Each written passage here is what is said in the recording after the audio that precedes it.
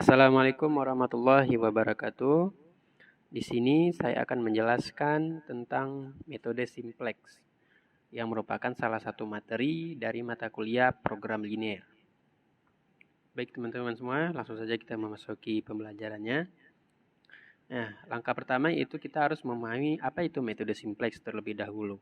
Nah, jadi metode simplex adalah metode untuk mencari solusi optimal, baik itu maksimasi dan minimasi, pada kasus dengan variabel 2 atau lebih.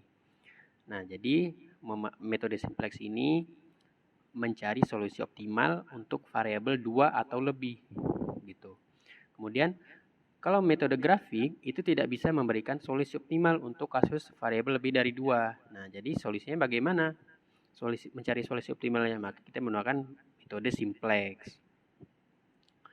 Nah, langkah-langkah metode simplex yang pertama itu merubah bentuk umum menjadi bentuk standar.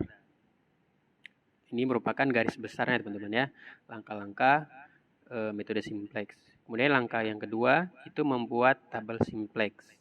Dan langkah yang ketiga itu melakukan iterasi. Jadi ini merupakan garis besar untuk mencari solusi optimal dari metode simplex. Nah, di sini saya akan menjelaskan langkah 1 terlebih dahulu, di mana langkah 1 adalah merubah bentuk umum menjadi bentuk standar. Nah, pada langkah 1 ini terdapat nilai ruas kanan setiap kendala itu tidak negatif. Nah, jadi jika ruas kanan negatif, itu ubah dengan cara mengalihkannya dengan minus 1. Contohnya seperti ini. Nah, jika ada fungsi kendalanya 2x1 ditambah x2 kurang dari sama dengan min 30. Nah, di sini terdapat nilai min teman-teman ya. Maka jika dia terdapat nilai min atau negatif, maka dikalikan dengan minus 1.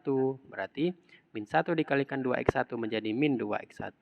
Min 1 dikalikan dengan 3x2 menjadi min negatif 3x2. Dan min 30 dikalikan dengan negatif 1 menjadi 30. Maka persamaannya ini sudah memenuhi fungsi kendala.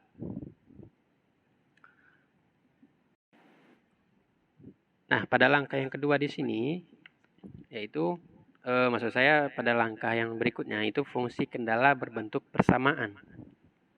Nah, sebagai contoh di sini 2x1 ditambah 3x2 kurang dari sama dengan 60 menjadi 2x1 ditambah x2. Nah, di sini jangan lupa ditambahkan dengan variabel slack teman-teman ya. Jika dia fungsi kendala yang pertama, maka ditambahkan dengan S1. Jika dia fungsi kendala yang kedua, maka ditambahkan dengan S2. Jadi tergantung urut dari fungsi kendala tersebut.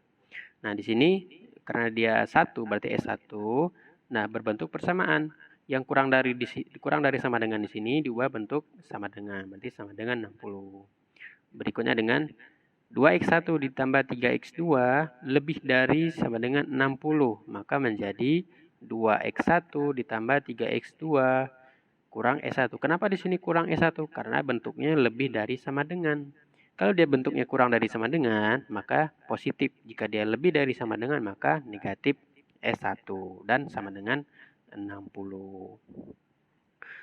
Kemudian pada langkah berikutnya, jika fungsi tujuan berbentuk maksimum. Nah, jadi fungsi tujuan itu harus berbentuk maksimum teman-teman ya. Jika dia berbentuk minimum, nah caranya bagaimana? Caranya kita harus ubah dengan mengalihkannya dengan minus 1. Sebagai contohnya di sini, Z minimum. Maka yang dicari adalah nilai minimum teman-teman ya. Berarti dikalikan dengan min 1. Berarti min 1 dikalikan dengan Z min, maka min Z dan digantikan dengan maksimum. Sama dengan min 1 dikalikan dengan 40x, maka menjadi negatif 40x. Kemudian min 1 dikalikan dengan 30x, 30x2, maka menjadi negatif 30x2.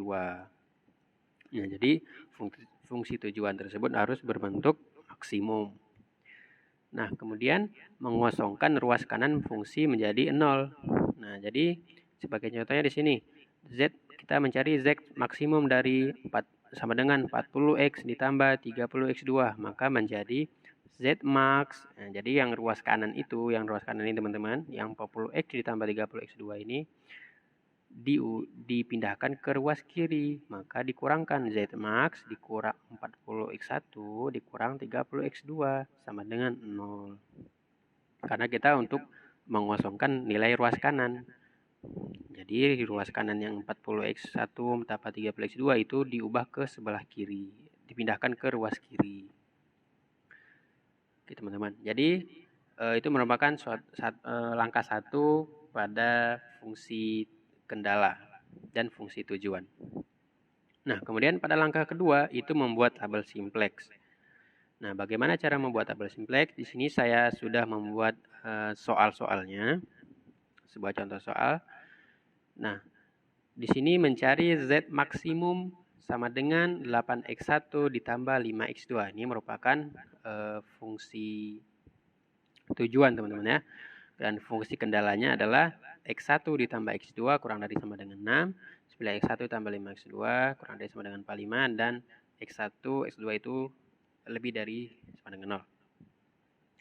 Nah, kita ingat lagi teman-teman, yaitu mengubah bentuk umum menjadi bentuk standar, di mana Z maksimum ini kita kosongkan ruas kanannya menjadi Z dikurang 8x 1 dikurang 5x2 sama dengan 0.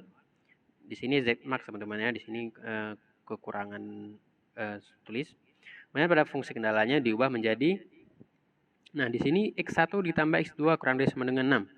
Nah, jangan lupa ditambahkan variabel select-nya. Berarti x1 ditambah x2, karena dia bentuknya kurang dari sama dengan, maka ditambah S1. Kenapa S1? Karena ini merupakan fungsi kendala yang pertama. Maka S1 sama dengan 6. Kemudian yang kedua, 9x1 ditambah 5x2 ditambah S2.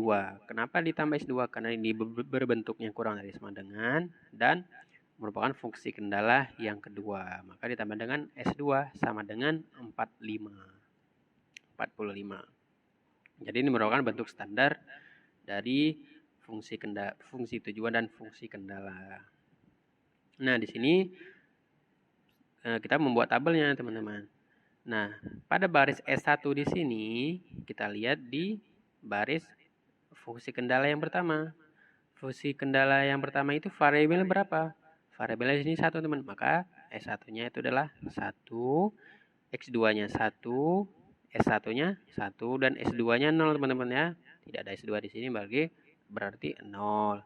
Kemudian nilai kanannya nih, yang ini teman-teman ya, yang sama dengan 6. Ini merupakan nilai kanan.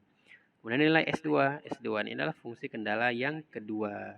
Nilai variabel berapa di sini? 9, 5, 0. Kenapa 0 di sini? Karena S1-nya tidak ada, teman-teman ya. Di sini yang ada S2, maka S2-nya di sini 1. Dan nilai kanannya 45. Dan nilai Z ini merupakan variabel pada fungsi tujuannya. Di sini variabel yang pertama itu min 8, di sini min 5, S1-nya 0, teman-teman ya. Dan S2-nya 0, teman-teman. Ini salah ini, teman-teman. Ini harusnya 0, teman-teman ya. Ini 0 dan ini 0 juga. Bukan 1.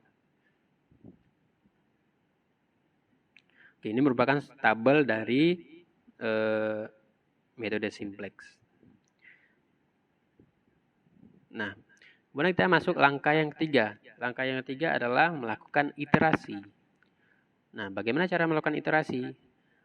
Yaitu yang pertama mencari kolom kunci. Jika Z max, maka kolom kunci adalah nilai negatif tertinggi. Nah, teman-teman, jika dia Z max atau mencari Z maksimum, maka nilai kolom kuncinya adalah nilai negatif tertinggi.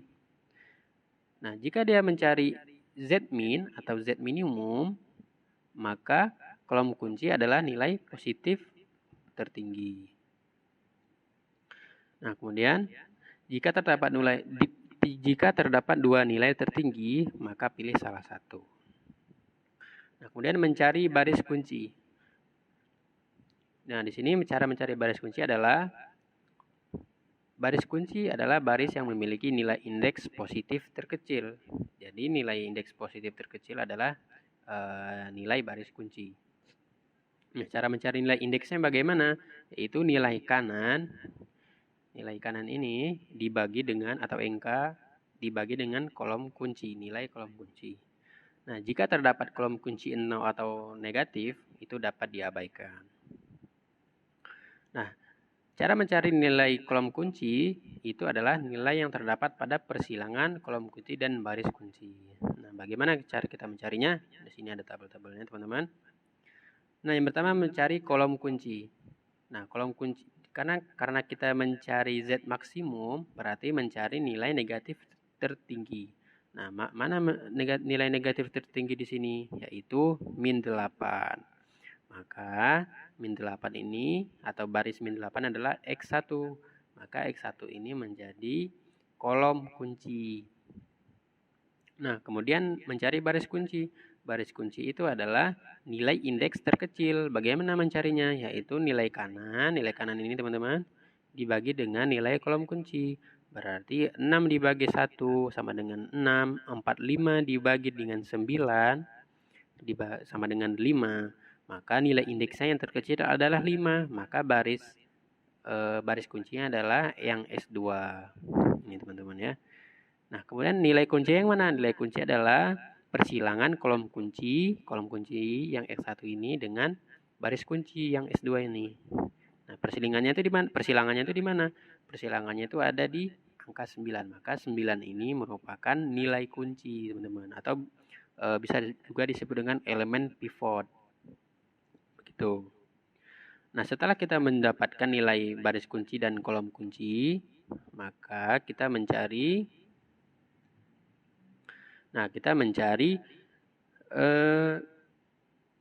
nilai baris baru.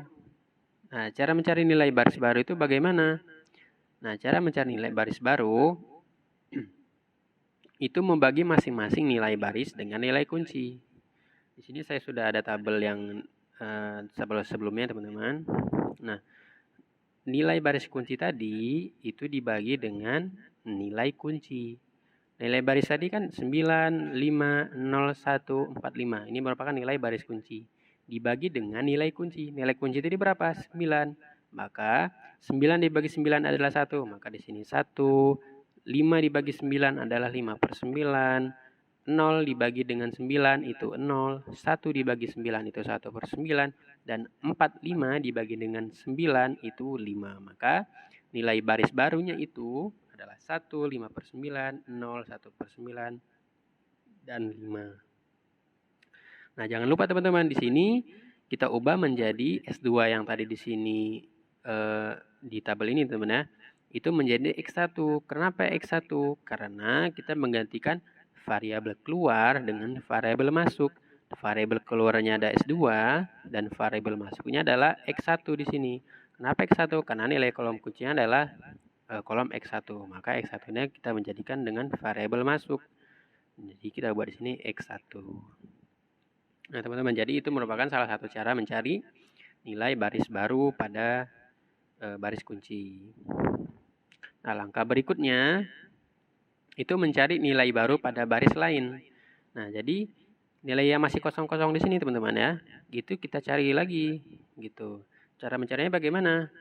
Nah, cara mencarinya itu dengan rumus nilai lama itu dikurangkan dengan nilai baru baris kunci dikalikan dengan nilai kolom kunci. Nah, di sini tabelnya, teman-teman ya. Tabel yang sebelah kanan ini merupakan nilai tabel yang lama. Nah, yang sebelah kiri ini merupakan nilai baru, teman-teman. Cara mencari nilai baru ini bagaimana? Nah, yaitu nilai lama dikurangkan dengan nilai baru baris kunci dikalikan dengan nilai kolom kunci. Nah, di sini saya sudah buat nilai baris kunci tadi, teman-teman ya. 1, 5/9, 0, 1/9, dan 5. Nah, nilai lamanya yang mana? Nah, untuk baris yang S1, X1, teman-teman ya, anggap aja di sini masih kosong, teman-teman ya. Anggap aja di sini kosong. Cara mencarinya yaitu nilai lamanya itu berapa? 1. Maka 1 dikurangkan dengan nilai baru baris kunci berapa? Nilai barunya adalah 1. 1 dikalikan dengan nilai kolom kunci. Kolom kuncinya adalah 1. Maka 1 dikalikan dengan 1 adalah 1. Berarti 1 di sini sebagai nilai lama dikurangkan dengan 1 yang tadi teman-teman. 1 dikurang 1 berapa? 0. Maka baris kotak yang pertama di sini adalah 0. Kemudian yang baris kedua di sini itu nilai lamanya berapa? 1. Berarti 5/9 yaitu nilai baris kunci di sini dikalikan dengan nilai kolom kunci 1 di sini. 5/9 dikali 1 berapa? 5/9 kali 1 5/9. Maka nilai lama di sini 1 dikurangkan dengan 5/9 adalah 4/9. Maka 4/9 ini menjadi nilai baru pada kotak S1X2. Nah, kemudian yang kotak ketiga di sini. Kotak ketiga itu berapa? Nilai baru baris kunci ya 0. Maka 0 dikalikan dengan 1. 0 dikalikan dengan 1, 0. Dan 1 sebagai nilai lama di sini dikurangkan dengan 0. 1 dikurang 0, 1. Maka 1. Dan langkah berikutnya sama seperti cara-cara berikutnya, cara-cara sebelumnya teman-teman. Di sini saya sudah buatkan cara-caranya. Dan teman-teman jangan lupa rumus ini mencari nilai-nilai pada baris yang lain. Gitu. Nah, setelah saya mendapatkan nilai baru pada baris-baris yang lain, sehingga mendapatkan nilai tabel seperti ini. Nah, jika iterasinya belum menghasilkan solusi optimal, maka ulangi langkah iterasi hingga tidak terdapat nilai minus pada Z. Nah, di sini kenapa dia tidak optimal? Karena nilai Z-nya itu masih ada yang negatif, teman-teman. Jadi, kalau dia mau optimal, tidak boleh ada nilai negatif di sini. Nilai Z-nya tidak boleh ada yang negatif, gitu. Kalau negatif bagaimana? Kita ulangi pada langkah iterasi. Gitu. Jadi, kita ulangi ini langkah iterasi dari yang pertama tadi, teman-teman. Kita mencari nilai kolom kunci, mencari baris kunci, dan mencari nilai kunci. Jadi, kita ulangi pada tabel yang ini, teman-teman. Nah, jadi kita mencari ulangi langkah tersebut pada tabel ini juga, gitu. Nah, di sini saya sudah mencarinya, teman-teman, dan dapatlah hasil bahwa pada iterasi kedua dapatkan bahwa x2-nya itu 0, 1, 9/4, negatif 1/4, dan nilai kanannya adalah 9/4. Di sini x1-nya adalah 1, 0, negatif 5/4, 1/4, dan nilai kanannya adalah 15/4, dan nilai z-nya itu 0, 0, 5/4, 3/4, dan nilai kanannya 165/4. Nah, karena sudah tidak ada nilai minus lagi, maka kesimpulannya adalah nilai X1-nya adalah 15/4, ini teman-teman ya, nilai X1-nya adalah 15/4, itu diambil dari nilai kanannya 15/4, nilai X2-nya adalah 9/4, dan nilai Z-nya adalah 165/4. Nah, jadi kesimpulannya itu ini teman-teman ya. Jika kita memasukkan nilai X1 dan X2 pada fungsi tujuan yang pada soal tadi teman-teman, maka didapatkanlah hasil 165/4. Oke teman-teman, sekian penjelasan dari saya. Semoga bermanfaat. Wassalamualaikum warahmatullahi wabarakatuh.